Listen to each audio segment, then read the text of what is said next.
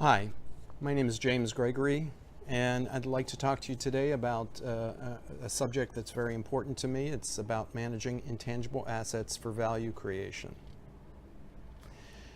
The purpose of this video is to help you think about intangible assets beyond brands, to acknowledge the significant unaccounted value of intangible assets, to think about measuring intangible assets as descriptive attributes, and to revisit a model to measure value and manage intangible assets for value creation. Most of us are familiar with the Ocean-Tomo Intangible Asset Market Value Study and the tremendous growth of intangible assets over time. For that reason alone, I think it's very important to be able to better understand the greater value of intangible assets. This is all emerging into a theory of intangible capital. Today, intangible assets are largely unaccounted assets with no accountability. What I'm proposing is intangible capital would be a management tool that would allow accountability without changing generally accepted accounting principles.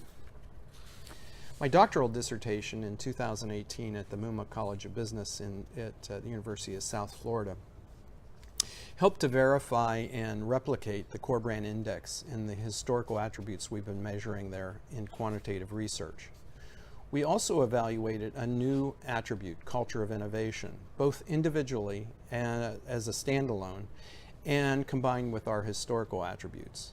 And what we determined in that dissertation is that extending the research improved the ability to predict the cash flow multiple.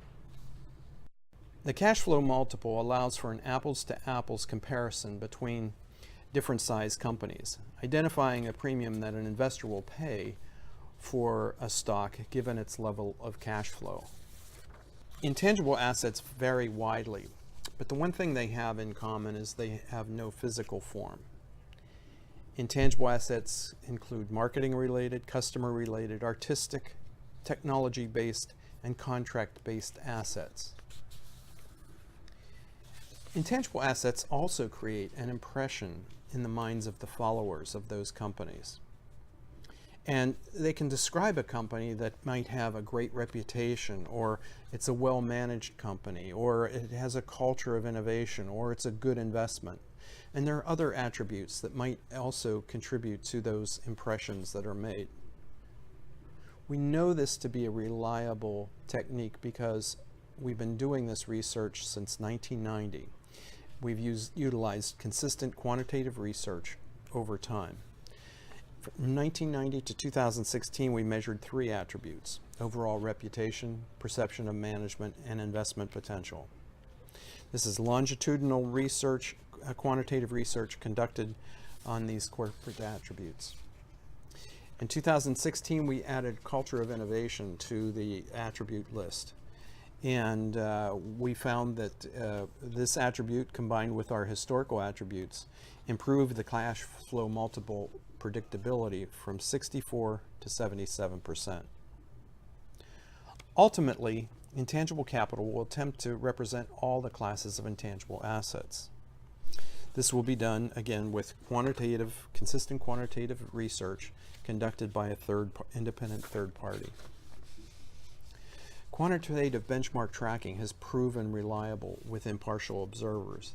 These are both business leaders as well as influential consumers, and it's been proven over 3 decades of research. The goal is to identify the cash flow multiple premium that's attributable to managed intangible assets.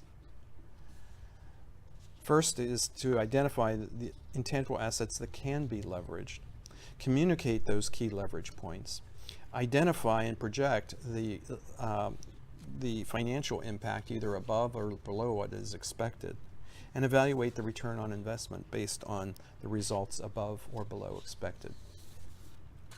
The ultimate goal is to utilize analytics as a measurement tool to measure value and report on these intangible assets, both as dashboard measures and ROI analytics. Thank you, and please feel free to reach out to me at james.gregory@conferenceboard.org I'd be happy to take any questions, and you feel free to call me as well, 203-979-7914. Thank you very much.